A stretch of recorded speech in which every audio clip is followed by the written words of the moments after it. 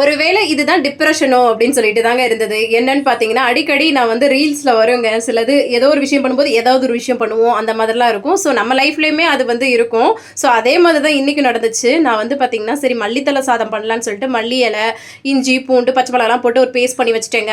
அதுக்கப்புறம் குக்கர்ல வந்து பார்த்தீங்கன்னா, அந்த சோம்பு, கரம் மசாலா ஸ்பைசஸ்லாம் போட்டு நெய்யில பொரிய விட்டுட்டு, வெங்காயம், கருவேப்பிலைய போடாம, அந்த அரைச்ச பேஸ்ட்ட போட்டுட்டேங்க.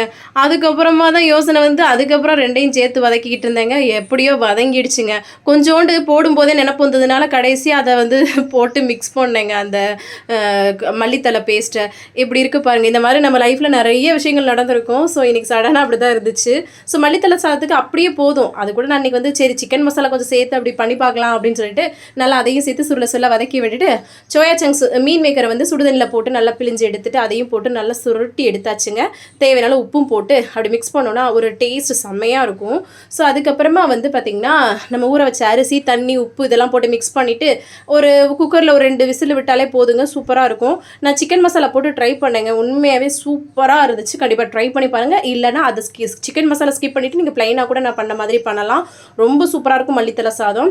அப்புறமா அது குக்கர் விசில் வந்துச்சா, எங்கிட்டு வந்து தோசை ஊத்தி தேங்காய் சட்னி வந்து நல்லா கடுகு கருவேப்பில போட்டு, இந்த கடுகு கருவேப்பிலைய எடுத்து எடுத்து சாப்பிடுறது எனக்கு ரொம்ப பிடிக்கும். நான் ஒரு கடுகு பைத்தியம். நீங்களும் அப்படின்னா கமெண்ட்ஸ்ல சொல்லுங்க.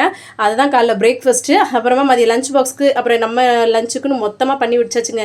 கிச்சனில் அந்த அனலில் நிற்க முடியலங்க. சாப்பாடை பேக் பண்ணிவிட்டு கொஞ்சம் கேரட்டும் வெள்ளரிக்காவும் வச்சே பேக் பண்ணி முடிச்சாச்சுங்க. தேங்க்ஸ் ஃபார் வாட்சிங். பாய்.